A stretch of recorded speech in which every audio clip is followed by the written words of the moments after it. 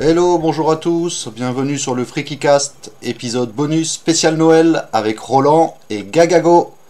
Alors mon cher Roland, comment ça va pas aujourd'hui? Heidi ho, Gagago, tu sens bon l'eau de Cologne aujourd'hui? Eh ben ça va pas non plus, je te remercie après cette magnifique imitation de Monsieur Hanky, ma petite dédicace à South Park. Eh ben ça va pas non plus, enfin ça va pas non plus, ça va pas, comme toi la dernière fois, je suis malade, tu as dû me refiler tes saloperies par micro interposé, mais bon voilà, ça va pas m'empêcher de faire cette émission bonus spéciale Noël avec toi. Et toi, comment ça va pas? Alors, tu fais bien de me poser la question, ça va pas très fort aujourd'hui. Alors je viens de déposer mes enfants chez mes parents, qui habitent à 1 heure d'ici, et j'ai mis 3 heures à faire aller-retour, avec ces putains d'embouteillages, la pluie, la nuit, les gens qui roulent en plein phare. Alors vraiment, les fêtes de Noël, c'est l'enfer pour moi. Je te propose de revenir brièvement sur notre premier épisode qu'on a diffusé il y a quelques semaines maintenant, pour remercier tous les auditeurs qui ont pris la peine de nous écouter parler de petites culottes pendant 3 heures, et surtout remercier ceux qui ont eu la gentillesse de nous faire des retours. Oui. Alors on a eu beaucoup de retours positifs, on est très contents pour le coup, et surtout on a également eu quelques personnes qui ont bien voulu nous jouer le jeu et nous donner des conseils, en nous disant ce qui allait, ce qui n'allait pas, etc. Donc on va essayer d'en tenir compte pour les futurs épisodes. Et écoutez, on est très content de vos retours, et n'hésitez pas. On est disponible sur les réseaux sociaux, Instagram, Facebook et Twitter, donc on est plutôt actif sur Twitter. Donc n'hésitez pas à venir nous suivre, le FreakyCast. Et revenons maintenant à nos petits auto-cadeaux de Noël. Donc effectivement, j'ai pas mal acheté de trucs ces derniers temps, des trucs qui me plaisent bien, et je crois que toi aussi. Est-ce que tu veux commencer? Alors oui, alors on peut déjà commencer par parler de ce qu'on a reçu en commun, le participatif de Kago Shintaro, Oui. des éditions Uber. Donc on avait tous les deux précommandé, participé à ce Ulule proposé par l'édition Uber, donc avec un artbook et le tome 1 de Dementia 21. Tout à fait, oui. Ils nous ont bien gâtés d'ailleurs avec ce colis-là. Alors qu'est-ce qu'il y avait déjà dedans? Il y avait 5 ex-libris, c'est bien ça, Roland? Ouais, on a eu des ex-libris, on a eu un marque-page géant et un magnifique poster plié en 4. Le poster que je vais pas tarder à encadrer d'ailleurs. Il y avait des versions signées. Toi, t'as pris la version signée, c'est ça? Ouais, alors ça a été un petit peu la déception pour le coup. Moi, je pensais que en fait le livre serait signé, et du coup, en fait, c'est pas du tout ça. Ils ont collé un ex-libris signé à l'intérieur des bouquins. Alors autant 20 balles de plus pour avoir le bouquin signé, je l'entendais, je me dis bon effectivement faut envoyer les bouquins au Japon, faut qu'ils reviennent, ça coûte des sous, etc. Autant un bout de carton collé dans le bouquin, je trouve que ça justifie un petit peu moins le prix. Bon après c'est toujours sympa d'avoir une œuvre signée par l'auteur. Mais la prochaine fois je suis pas sûr que je partirai sur ces options-là pour les prochaines campagnes de participation. Moi j'ai pris qu'un seul signé, j'ai pris que l'artbook avec la signature, le Dementia 21, j'ai pris la version collector quand même, mais pas la signée. Donc j'ai moins le somme que toi, c'est le principal. T'as eu le flair. Bon après ça reste des très beaux livres, l'artbook est magnifique, j'ai un petit peu feuilleté, j'ai encore pas regardé dans le détail, mais waouh, c'est tellement dément quoi. C'est du caveau. Le Dementia 21 il est bien quali aussi, beaucoup plus que la princesse du château sans fin. Oui, c'est pas la même fable, ouais. Qui vont en faire un prochain, c'est ça? Ouais, je sais pas exactement le timing, mais il doit y avoir le tome 2 de Dementia 21, et puis à la suite de la princesse du château sans fin aussi, qui doit sortir chez Uber. Voilà, en tout cas, ça faisait plaisir de les recevoir pour Noël, pile poil avant les fêtes. Bel auto-cadeau. Après, comme cadeau, j'ai voulu me faire une précommande chez Spectrum Film, de 2 coffrets qui devaient sortir avant les fêtes de fin d'année. Donc le premier coffret, c'est le God of Gambler. Donc un coffret qui comporte 6 films. Donc God of Gambler, c'est des films HK de Hong Kong des années 90. God of Gambler était déjà sorti chez nous en DVD, donc c'est un film avec Chow Yun-fat, donc qui parle d'un film une comédie d'action et poker, donc avec des jeux de cartes. Ça se passe dans les casinos? Alors ouais, c'est une comédie, je vais peut-être pas résumer le film là, mais c'est avec le dieu du jeu. Donc le dieu du jeu, il gagne à tous les coups. Sauf qu'au début du film, il prend un coup sur la tête, et il se retrouve à moitié handicapé, à plus se souvenir de qui il est, mais il continue de garder cette chance au jeu. Et il va se faire utiliser par un couple qui sont un petit peu un couple de délinquants qui vont l'utiliser pour l'amener dans les casinos et gagner, gagner grâce à son don du jeu, gagner plein de parties et se faire plein d'argent. Voilà, c'est très rigolo. Ouais, ça allait, et il y a de l'action, et après il revient à lui, il se passe plein de choses, quoi, c'est génial. Et il y a 2 autres films qui sont dans ce coffret-là, qui sont des Stephen Chow, donc l'auteur de Shaolin Soccer. Auteur, je dis auteur parce qu'il a réalisé, produit, il a fait le scénario, et il est l'acteur principal de Shaolin Soccer. Il y a aussi Crazy Kung Fu qui est très connu.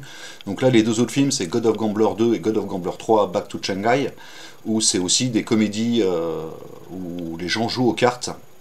Mais ils ont des pouvoirs pour pouvoir changer les cartes, les transformer, quoi. C'est un délire complet, c'est génial. C'est inédit en France, donc je vous conseille réellement, si vous n'avez pas vu ces films, de prendre ce coffret, qui a malheureusement été reporté à février. Donc voilà, mon cadeau de Noël est un petit peu tombé à l'eau. Il y avait un 2e coffret également sur le cinéma indépendant japonais, je reviendrai dessus un peu plus tard. Mais donc pour compenser cette perte de cadeau de Noël que je vais pas recevoir à temps, j'ai fait une commande tout comme toi, il me semble, chez Backfilm. Ah, nos amis de chez Backfilm, tout à fait. J'ai pris un coffret chez eux quand même, là, qui était à 30 balles, qui est le coffret Blu-ray de Stray Cat Rock, un film avec Meiko Kaiji, un film des années 70. 5 films, c'est un coffret de 5 films, et j'étais très content car c'était le dernier de dispo sur le site. Et je tenais absolument à avoir ce coffret, donc je suis ravi. Donc j'ai complété en prenant des petits films aussi un petit peu moins bons, on va dire, pour arriver au Franco. Mais voilà, quoi. Donc ça c'est un beau cadeau avant Noël, parce que je le considère pas comme un cadeau de Noël. Je l'utilise, je le consomme maintenant, on va dire. Et on a eu la bonne surprise. Alors je sais pas si on a eu exactement la même chose, mais avec ce colis de Backfilm, ils m'ont offert 3 films. Ouais, alors c'est toujours très sympa chez Backfilm. C'est vrai qu'en général, quand tu reçois ta commande, t'as toujours 1 ou 2 films en rab. Ah ouais, à chaque fois ils font ça. Je pensais que c'était pour Noël seulement. Bah, enfin moi, je commande régulièrement chez eux et souvent, je vais pas dire tout le temps, mais j'ai souvent 1 ou 2 films en plus.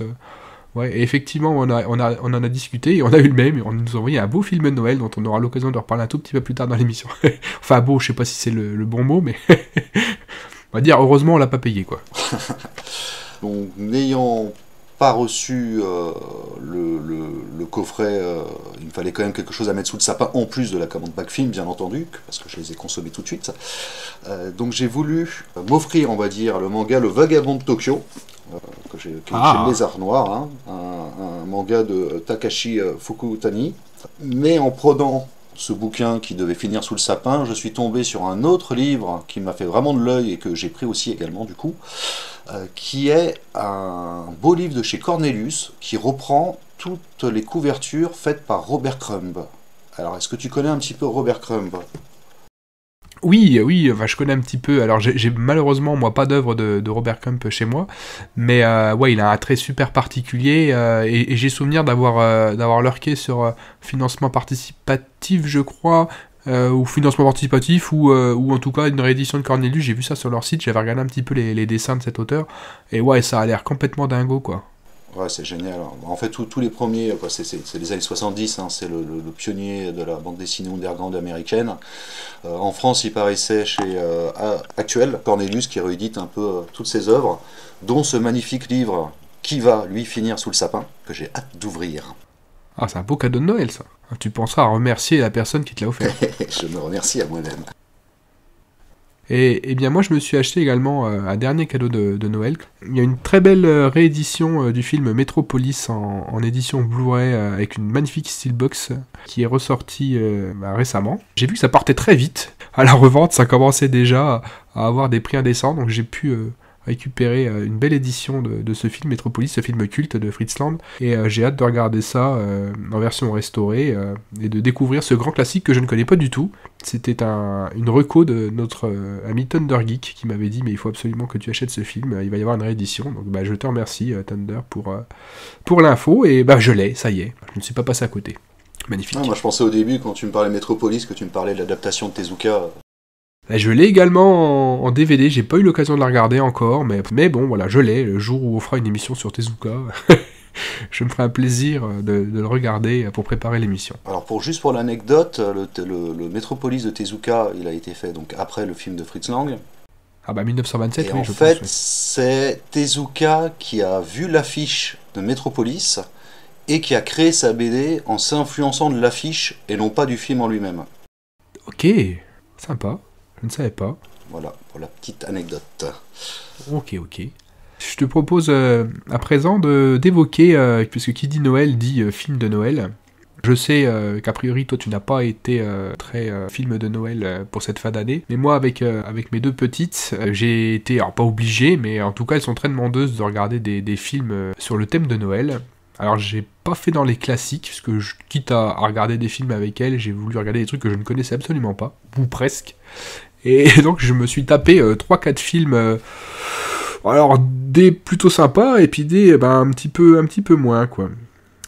Pour commencer, je me suis enfilé, j'ai regardé le film Elfman. Est-ce que tu connais ce film? Le nom, mais je crois que j'ai jamais vu ce film. Vas-y, raconte. C'est une comédie familiale sur le thème de Noël qui est sortie en 2012 et qui raconte l'histoire d'un inventeur qui prépare le dîner de Noël avec sa famille, et le soir du réveillon, en fait, il y a des ravisseurs qui veulent lui voler sa dernière invention. Le Père Noël passe par là, et il envoie un de ses elfes lui venir en aide. Ce qui avait bien fait rire les filles, c'est que le petit elfe en question était l'elfe préposé au ramassage des crottes des rennes du Père Noël. Donc ça les a bien fait marrer. Ce petit elfe est joué par Wiman. C'est le nain qui joue dans les films des Jackass. Ok, ouais. Ah, il a fait des films aussi, ce gars-là, je savais pas quoi. Je pensais que c'était qu'une bande d'allumés. Ouais, on aura l'occasion de reparler des nains dans le cinéma, mais ouais, en général, ils arrivent toujours à trouver des rôles qui leur rendent honneur. Et juste à noter, donc ce film, il y a également Jeffrey Combs qui joue dedans. Donc Jeffrey Combs, c'est Monsieur Reanimator. D'accord. C'est lui qui a joué le rôle du professeur dans Reanimator. C'est un acteur que j'aime beaucoup. Le film ne lui rend pas hommage. Voilà, c'est dommage qu'on le voit pas plus souvent d'ailleurs, cet acteur. Donc c'est tout pour ce film-là. Est-ce que t'as vu d'autres du coup pour Noël? Pour Noël, j'ai également vu... on a regardé le fameux film que nous a offert Backfilm, qui s'appelle Le Père Noël contre les Martiens. Donc je crois que tu l'as aussi. Ouais, je l'ai sous les yeux là. C'est marqué en gros dessus avec Pizza Zadora. Mais j'ai jamais entendu parler, mais bon. De quoi? Pizza Zadora. Sur la couverture, c'est marqué avec Pia Zadora. Pia Zadora. Ah, bref, c'est une série d'acteurs... pas très connu, en tout cas c'est un vieux film à 1964. C'est l'histoire du Père Noël qui se fait enlever par les Martiens, parce que sur Mars, les enfants sont tristes, et ils ne sont pas joyeux, ils ne connaissent pas les joies de Noël, et ils ont repéré ce monsieur qui a l'air d'apporter beaucoup de joie aux enfants de la planète Terre. Donc ils se sont mis en tête de capturer le Père Noël pour rendre les enfants de Mars heureux. C'est très kitsch, c'est très vieux, c'est assez chiant et assez mal noté d'ailleurs sur la plupart des sites. Je l'ai vraiment regardé parce que c'était Noël et que je me suis dit allez, on va bien voir, il y a peut-être quelque chose à sauver là-dessus. Puis j'étais curieux de voir le Père Noël se fighter contre les Martiens.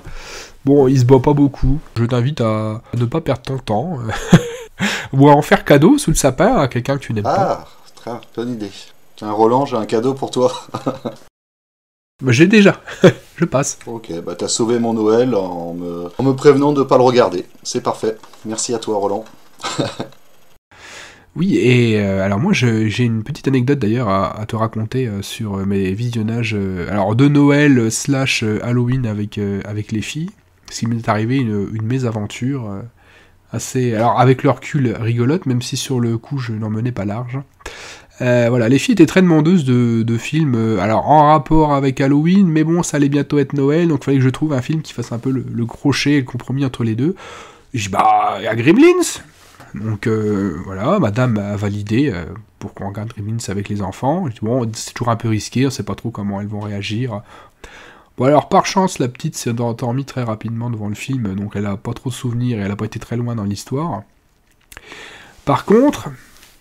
Donc la grande a regardé assidûment, et il y avait une scène que j'avais complètement zappée dans l'histoire, qui est la scène où Kate explique à Zach Galligan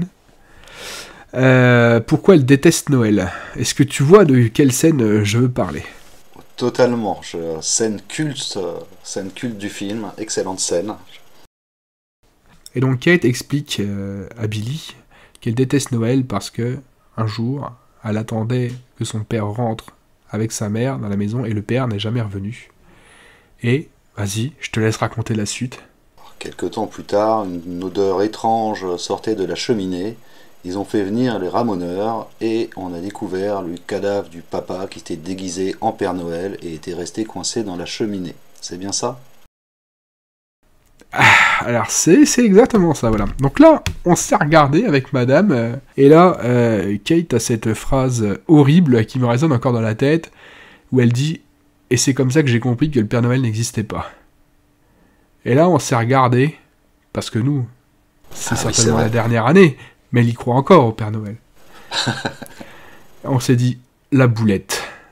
Et puis finalement, elle était à fond dedans, elle n'a pas posé de questions, elle n'a pas réagi, elle n'est pas revenue sur l'incident, mais gros ouf de soulagement. Donc attention, les parents, si vous avez décidé de ça faire... se trouve, ta fille, elle y croit plus depuis longtemps au Père Noël, tu vois, et elle pense que vous y croyez, et elle n'ose pas vous le dire.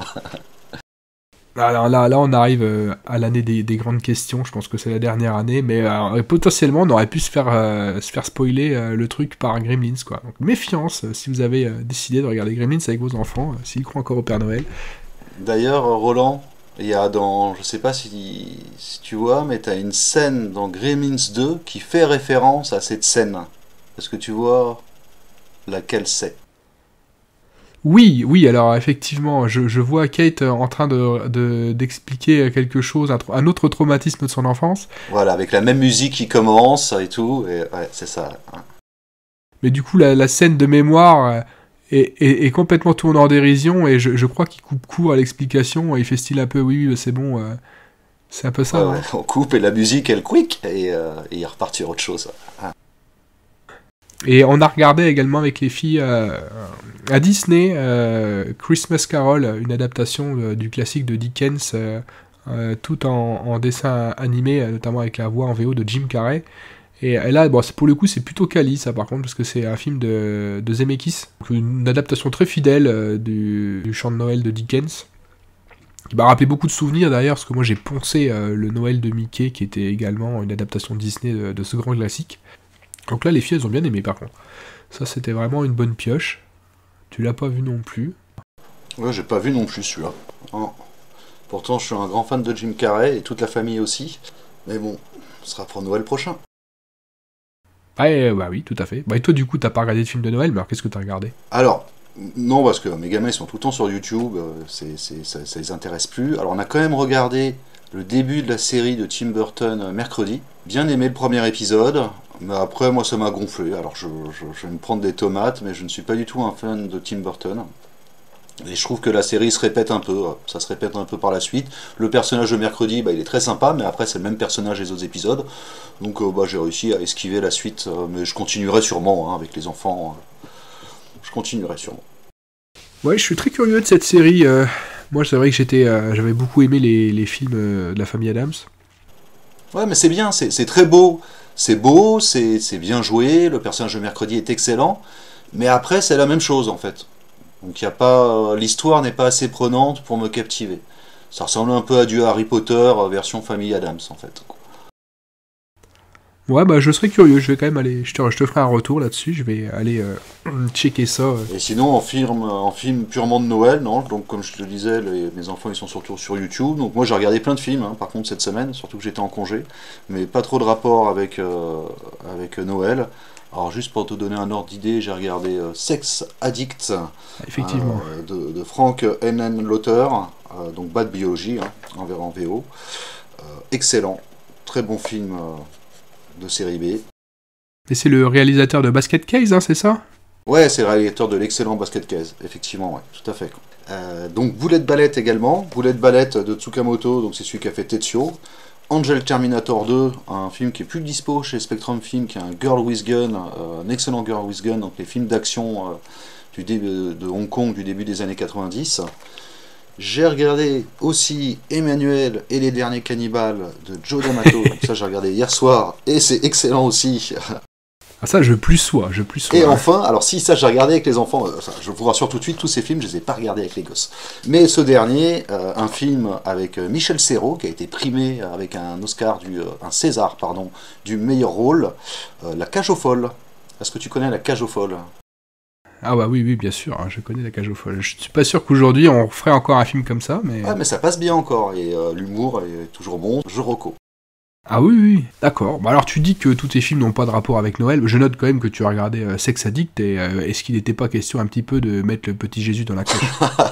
Alors, je sais pas si c'est vraiment le petit Jésus, ce serait plutôt le grand Jésus tentaculeux. Bon, on va pas plus détailler que ça, ouais. La taille du Jésus. C'est respectueux quand même de l'esprit de Noël, hein, Roland? Oui, revenons à l'esprit de Noël, et d'ailleurs, revenons au sujet de ce podcast. Alors, niveau reco, donc on a décidé tous les deux de vous proposer une reco de Noël. Alors au départ, on voulait en chercher chacun une, et finalement je vais me réfugier sur celle de Roland. Alors je vais vous expliquer pourquoi brièvement. J'avais en tête une bande dessinée que je voulais recommander, mais impossible de me rappeler ce que c'était. J'avais juste une image d'un Père Noël qui mettait une botte, et j'ai commencé à chercher sur internet, à chercher un peu partout, et en cherchant, je tombe sur une autre bande dessinée où on voit un Père Noël, et ça avait l'air génial. C'est une bande dessinée de Margerin scénarisée par Jean-Pierre Dionnet, et je me suis dit, il me faut cette BD. Impossible de trouver dans quel album elle était, et j'ai vu que c'était sorti dans un numéro de Métal Hurlant de l'époque, le numéro 24. Donc j'ai réussi à me procurer ce numéro-là pour l'émission. Alors ce Métal Hurlant, donc c'est un spécial Noël. Déjà c'est noté dessus les perversions du Père Noël. Donc c'est quand même très attirant comme phrase. Donc c'est un... Je comprends pourquoi tu l'as acheté. Donc c'est un numéro qui est augmenté, avec toute une partie avec des petites histoires sur Noël. Alors juste pour rappel, Métal Hurlant, c'est un journal créé par Jean-Pierre Dionnet, qui est scénariste et critique de bande dessinée, qui fait beaucoup de critiques de films, que vous pouvez voir d'ailleurs en présentation de films de divers collections, qui a fait les cinémas de quartier également sur Canal+, pour les plus vieux d'entre nous. Et il a créé Métal Hurlant ainsi que les Humanoïdes associés avec Druyet et Moebius. Donc deux dessinateurs. Donc c'était une époque où les artistes étaient éditeurs, et donc les éditeurs étaient également artistes et pas seulement marchands. Donc ça permettait justement d'avoir beaucoup plus de création, beaucoup plus de liberté dans ce qui paraissait. En plus, les auteurs avaient la chance de ne pas avoir les réseaux sociaux, donc ils pouvaient éviter tout type de polémique, justifiée ou non justifiée, hein, ça c'est pas du tout le sujet. Mais bon voilà, c'était un autre monde, un autre univers. Pour en revenir à ce Métal Hurlant spécial Noël, donc il y a des petites histoires de Noël, et il y a effectivement la bande dessinée qui m'a fait acheter cette revue, qui s'appelle La Planète Noël. Et c'est une BD qui fait 3 pages. Donc je ne vais pas la recommander plus que ça. Donc ça se passe sur la planète des Pères Noël, et en gros, il y a plein de Pères Noël, et à la fin, il y a Hitler. Donc... Ah, donc en 3 pages, on passe de la planète des Pères Noël à Hitler. Hein. Voilà, exactement, c'était les génies de l'époque, hein, ils pouvaient faire plein de choses.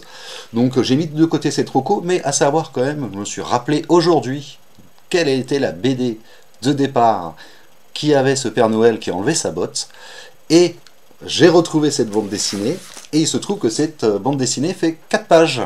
Ah, magnifique. Donc je ne vais pas le recommander non plus, mais juste pour toi Roland, je ne sais pas si tu connais, ça peut être une bonne idée de reco. Le nom de cette bande dessinée de 4 pages s'appelle Le Père Noël Noir. Est-ce que tu sais ce que c'est? Alors moi, le Père Noël Noir, je connais le Père Noël Noir, mais la chanson de Renaud, qui parle l'histoire d'un Père Noël cambrioleur. C'est exactement ça. C'est une bande dessinée qui s'appelle La Bande à Renaud. C'est les belles histoires d'Oncle Renaud. Et c'est tous c'est certains auteurs connus de l'époque qui ont dessiné les chansons de Renaud. Donc il y a du Margerin, il y a du Jojo et Benradi. Voilà, il y a les auteurs de l'époque, du Petit Luc. Alors ça c'est très fun, tu vois, je sais pas, il faudrait que je regarde, parce que moi je suis très fan de Renaud. Ouais, et t'as 2 albums qui sont plus édités, sortis chez Delcourt. Une qui reprend une pochette, une couverture de Lucky Luke, mais avec les jambes de Renaud, et l'autre de Astérix, où Renaud est ligoté comme le barde de Astérix. Donc ces deux-là, avec ces super couvertures, ne sont plus disponibles, mais j'ai vu qu'il y avait une réédition en un seul volume de ces 2 tomes qui est disponible. Donc Roland, je te laisserai te faire plaisir en te la commandant Ah bien, écoute, mais merci pour la reco. Ça, c'est une très bonne reco pour une fois. Tu vois, voilà, parmi tous les trucs pourris que tu me reco, de temps en temps, il y a une pépite. Donc c'était des recos pour Roland et non pas pour vous, chers auditeurs, j'en suis désolé. Quoique. Écoute, je suis sûr que les auditeurs adorent Renault également. Ouais, voilà. Donc vous pouvez prendre la bande à Renault, chez Delcourt, un collectif qui fait hommage aux chansons de Renault. Des chansons de l'époque, qui est sortie avant Putain de camion, donc on n'a pas tout ce qu'il a fait après. Donc voilà, je te laisse présenter la reco, donc du coup, où je me réfugie derrière toi, parce que je recommande également, et qui est vraiment la reco du podcast de Noël. Avant de dire ce que c'est, juste un petit historique quand même. On a cherché un film, voulait un truc un peu freaky quoi.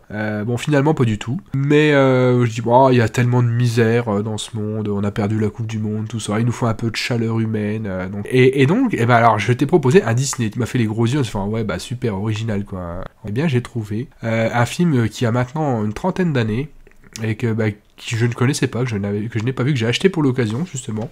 Une belle découverte grâce à ce podcast. Un film donc de 1992. Alors quand je dis Disney, je triche un peu parce que c'est coproduit. Il y a 2 maisons de production derrière ce film. Il y a Disney et la deuxième, on va vous en faire la surprise. Donc c'est une adaptation de Dickens. Tout à l'heure je vous ai parlé du Dickens de Disney de Zemeckis et du Noël de Mickey. Et là j'ai trouvé donc une troisième adaptation du chant de Noël de Dickens, co-réalisé par Disney et qui s'appelle Le Noël des Muppets. The Muppet Christmas Carol, les personnages du Muppet Show qui ont fait cette adaptation animée, alors moitié en marionnette pour le coup et moitié avec des vrais acteurs. Alors de quoi ça parle aussi Roland ? Ça parle de quoi le Noël des Muppets ? Le chant de Noël de Dickens en français, The Christmas Carol, le titre original, c'est quoi ? Ça raconte l'histoire d'Ebenezer Scrooge. Ça doit être un comptable qui est très avare, qui n'aime personne et qui déteste Noël et qui mène la vie dure à son employé Cratchit, à qui il ne fait pas de cadeaux. Et le soir de Noël, il y a 3 fantômes qui vont lui rendre visite, fantômes des esprits de Noël passés, présents et futurs. Et donc le film raconte effectivement la visite des 3 esprits qui viennent voir Scrooge et qui lui montrent ce qu'il a été dans le passé, ce qu'il est dans le présent et ce qu'il sera possiblement dans le futur s'il ne change pas de comportement. Et vous vous en doutez, avec la vie qu'il a, c'est pas très réjouissant. Si vous connaissez l'histoire, vous savez de quoi je parle, et si vous la connaissez pas, allez voir au moins une adaptation ou allez lire l'original, car c'est un très bon bouquin. Pour les grandes lignes, c'est ça. Alors, je me rappelle que quand je t'ai annoncé le film, t'as dit « Ah, ok, c'est Disney, mais c'est cool. Pourquoi ?» Ah, parce que c'est du Jim Henson. Mais c'est pas du Jim Henson, mais c'est d'après la création de Jim Henson. Alors c'est une Jim Henson production. Mais effectivement, ce que j'avais... Alors moi c'est pareil, je suis très fan des Muppets, j'avais adoré le tout premier film, et je m'attendais à retrouver un petit peu tout le sel des précédents films, et effectivement la petite subtilité de ce film, en fait, c'est que Jim Henson, le créateur des Muppets, est décédé 2 ans plus tôt. En fait, ce film, c'est le premier film des Muppets qui sort après la mort du créateur, et c'est son fils qui reprend le flambeau et qui réalise ce film. Et en fait, je me suis aperçu de ça dès les premières images quand j'ai vu que le film était dédié à la mémoire de Jim Henson. Et du coup, là, c'est un très bon film, c'est une très bonne adaptation. Mais du coup, effectivement, c'est pas pour le coup un vrai film de Jim Henson. C'est le fiston qui reprend et ils se sont évertués à faire le film le plus réussi possible en mémoire du créateur décédé. Adaptation donc moitié avec des marionnettes, donc on retrouve Kermit, Peggy et toute la bande. Il y a énormément de marionnettes et d'animations, c'est un travail de dingo. Et ils ont fait coexister en fait donc de vrais acteurs avec les marionnettes. Et donc Ebenezer Scrooge, le personnage principal, est joué par Michael Caine. Alors ça lui va plutôt bien ce rôle. Donc je sais que tu as vu également toi le film pour ce podcast. Qu'en as-tu pensé ? Oui, j'ai regardé Noël des Muppets. Ça se regarde très bien, c'est très sympa. Ça reste un film pour enfants, mais on est pris dedans, bien que l'histoire elle est très simple, ça va assez vite. Mais comme tu dis, les marionnettes sont parfaitement intégrées au décor et avec les acteurs. Après, moi j'ai juste le petit truc, c'est qu'on sent quand même le côté Noël, Walt Disney, et on est un petit peu loin de l'esprit complètement décalé du Muppet Show, qui était beaucoup plus irrévérencieux, ou d'autres choses beaucoup plus féeriques qu'avait fait Jim Henson, comme Les Monstres et Merveilles, la série des Monstres et Merveilles, qui était exceptionnelle. Donc, j'ai pas retrouvé exactement cet esprit-là dedans, mais ça reste un très bon divertissement de Noël, que je recommande aussi fortement, et c'est quand même, ça fait du bien de recommander quelque chose de pur et joyeux, comme ce quoi de joyeux entre guillemets, que ce film.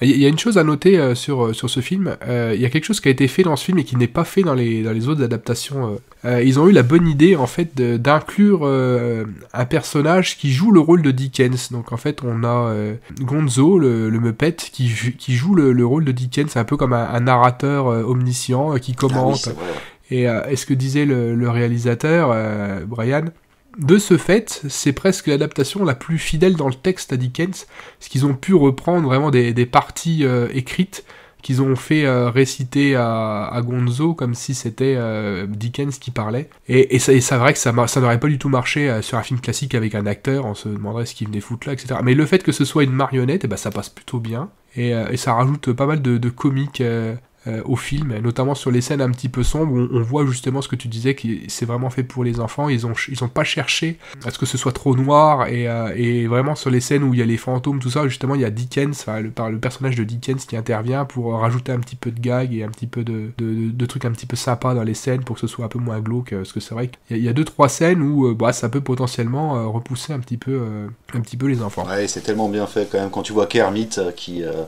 la manière, les expressions qu'il peut transmettre, alors que c'est une simple marionnette verte, hein, mais qui arrive à transmettre des émotions, étant donné que c'est super bien animé en fait. Ce qu'on n'a pas dit, c'est que donc toi tu as regardé le film, il est disponible sur Disney+, comme c'est un Disney, oui. Ça tombe bien.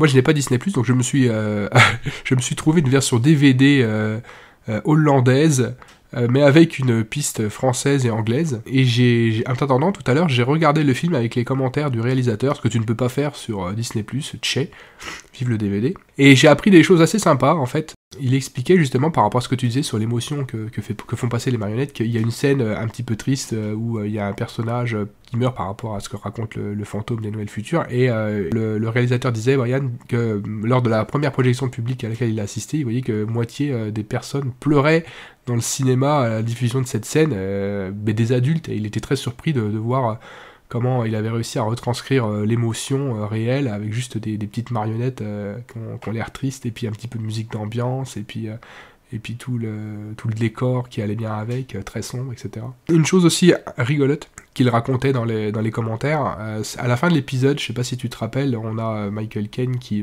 chante sa chanson de Noël et qui fait des cadeaux à ses employés. Il leur offre des petits seaux de charbon. Pourquoi les petits seaux de charbon ? Parce qu'au début de l'histoire, ils ont froid et ils réclamaient du charbon pour se chauffer. Et ce que disait le réalisateur dans les commentaires, c'est que les enfants, quand ils ont vu ça, ils n'ont pas compris. Parce que dans la croyance populaire, les enfants qui sont pas sages reçoivent non pas des cadeaux, mais un seau de charbon. Et les enfants comprenaient pas, ils disaient mais pourquoi il leur offre des seaux de charbon ? Ils n'ont pas été méchants, ils ont été sages. Et c'était rigolo de voir que lui, sa vision du truc, qui était pas du tout celle qui a été ressentie par une partie des enfants. Ah, c'est sympa ces versions avec les commentaires. Ouais, les versions commentées, alors moi j'ai pas l'habitude d'en regarder souvent, mais tu vois, Et on a une autre vision du film, mais je me rendais pas compte notamment moi, de tout le travail qu'il y avait derrière un film de marionnettes comme ça, où il expliquait que sur certaines scènes, ça pouvait prendre une demi-journée, voire une journée complète pour la réaliser, que derrière l'animation d'une marionnette, tu peux avoir jusqu'à 3 ou 4 marionnettistes qui sont derrière à essayer de la faire bouger. Ils sont obligés de créer des faux planchers pour avoir l'impression que les marionnettes sont au ras du sol, alors qu'eux, ils sont à 1m20 en contrebas. Tout ça en faisant cohabiter des vrais acteurs comme Michael Caine. Alors il expliquait sur certaines scènes qu'on avait l'impression de voir les Muppets au ras du sol et Michael Caine qui passe au milieu, mais qu'en fait il est juste en train de marcher sur une planche et on voit pas le sol à ce moment-là, évidemment. Donc moi je suis toujours admiratif devant tous ces films faits un petit peu comme ça avec des marionnettes. Mais en tout cas c'est un travail de dingo, on se rend pas compte derrière tout le travail qu'il y a derrière un film comme ça. Et moi je vous le conseille vraiment, voilà, si vous avez envie de passer un film de Noël en famille et que vous avez la possibilité de le regarder, ça change des grands classiques. C'est un film qui, j'ai l'impression, n'est pas trop connu ou a été un petit peu oublié avec le temps. Quand je vois déjà que ça a 30 ans, je me dis waouh, le temps passe tellement vite. Ah, moi je pensais qu'il était des années 2000 ce film, j'ai regardé pendant que tu parlais tout à l'heure justement, et effectivement ça a 30 ans. Et on a terminé avec cette émission. Je voulais juste moi reco. Alors je vais reco un truc que j'ai pas acheté. Je me suis acheté il y a pas longtemps via un financement participatif, j'ai reçu un petit livre de Claude Gaillard qui est sorti chez Omake Book qui s'appelle Les films de ouf. C'est des chroniques de films complètement dingos, zinzin et les plus what the fuck possibles. Et Claude Gaillard, qui est un coutumier de ce type de bouquin, a sorti là pour Noël chez Omake Book un livre qui s'appelle 500 de sapin, qui chronique tous les films de Noël un peu glauques avec des Pères Noël tueurs, tous les trucs un petit peu de série B, etc. Donc moi je pense que ça c'est un bon livre à mettre sous le sapin, et si vous avez envie de découvrir des films de Noël qui sortent un peu des sentiers battus, ben allez-y, je pense que c'est une bonne reco. Je pense que je vais me l'acheter d'ailleurs, je vais me faire un nouveau cadeau de Noël avant Noël. Ouais, moi je me suis noté, là moi tu me l'as reco et films de ouf aussi, je vais sûrement les prendre. Et sinon en reco, alors si on peut quand même parler du numéro des 50 ans de Mad Movie, qui est disponible en kiosque, et c'est le numéro spécial pour leurs 50 ans. Bon, on en a terminé avec notre épisode spécial Noël. On va vous retrouver en janvier pour notre deuxième vraie émission sur le thème du cirque. Là, on est encore en phase de lecture, de visionnage des premières œuvres qu'on a sélectionnées. D'ici là, on vous souhaite de bonnes fêtes de fin d'année. Très bonne fête de fin d'année, joyeux Noël à tous, en espérant que vous ayez pas trop de coupures d'électricité le soir de Noël. Ah, ça serait ballot, ça. Et à très bientôt. Bye. Bye bye.